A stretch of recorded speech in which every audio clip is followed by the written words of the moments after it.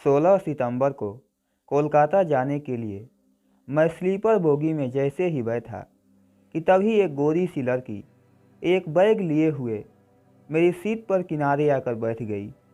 वो थोड़ी सी घबराई हुई थी, तो मैंने पूछा, आप इतनी घबराई हुई क्यों हो? उसने थोड़ा झिझकते हुए कहा, मेरे पास जनरल टिकट है। मैंने कहा, अभी टीटी आएगा तो टिकट बनवा लेना, शायद सीट भी मिल जाए। लड़की ने कहा, जी ठीक है, मैं बनवा लूँगी, लेकिन तब तक आप हमें बैठने दीजिए। मैंने कहा, कोई बात नहीं, बैठी रहो। थोड़ी देर बाद उसने मोबाइल निकाली और किसी से बात करने लगी।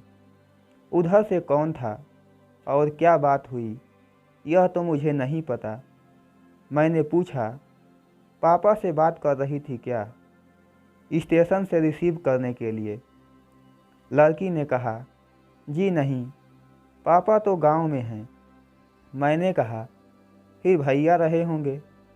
लड़की ने जवाब दिया, नहीं, मेरे ओ थे।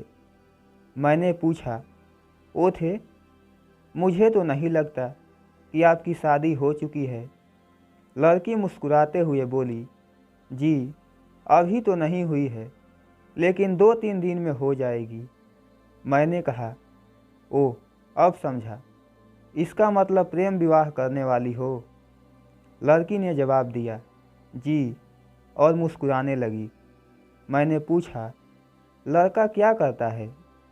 लड़की बोली, कोलकाता में नौकरी करता है और कह रहा है कि मुझे भी नौकरी दिला देगा, फिर हम दोनों मौज से रहेंगे। मैंने कहा, काफ़ी स्मार्ट होगा। लड़की ने कहा, जी, बहुत स्मार्ट है और बहुत अच्छे स्वभाव का है। मैंने कहा, मैंने भी प्रेम विवाह किया है। लड़की ने उत्सुकता से पूछा, आप भी भाग कर शादी किए थे? मैंने कहा, नहीं, जिस लड़की को मैं पसंद करता था वो भी मुझे भाग कर शादी करने को कह रही थी, लेकिन मैंने उससे कहा कि मैं तुम्हें पसंद करता हूँ, इसका मतलब ये नहीं कि अपने माँ बाप जिन्होंने हमें पाला पोसा उनकी इज्जत को ठुकरा दूँ। मैंने कहा, शादी तो तुमसे ही करूँगा, लेकिन माँ बाप को मनाकर।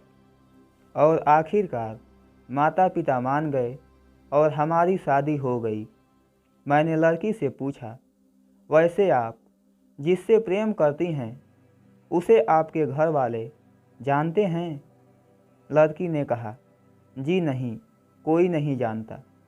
मैंने पूछा, आपने उसका घर देखा है और उसके घर वाले आपको जानते हैं?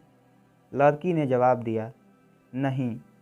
मैंने कहा, तब तो तुम्हारे साथ फ्रॉड होने वाला है।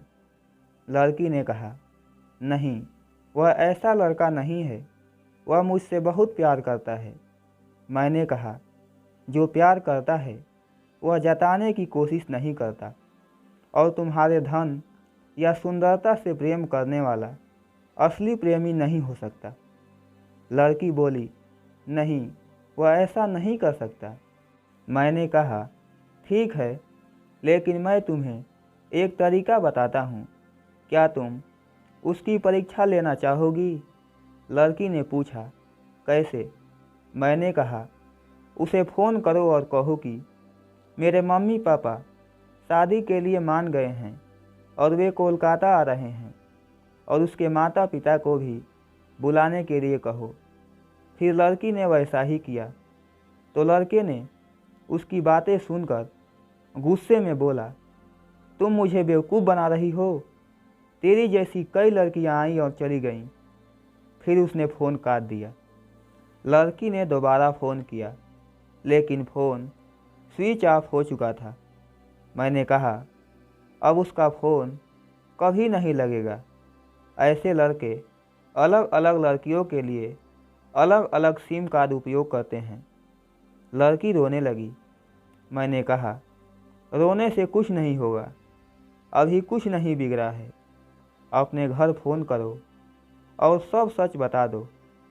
लड़की ने अपने पापा को फ़ोन किया और उसने रोते हुए सब कुछ बता दिया। तो उसके पापा ने कहा, बिटिया तुम सुरक्षित घर आ जाओ, बाकी हम संभाल लेंगे। लड़की ने मुझे धन्यवाद किया और अगले स्टेशन पर उतरकर अपने घर के लिए रवाना हो गई। मेरे प्यारे दोस्तों, ये कहानी आपको कैसी लगी और इस कहानी से हमें क्या सीख मिलती है, आप अपनी राय कमेंट बॉक्स में दे सकते हैं।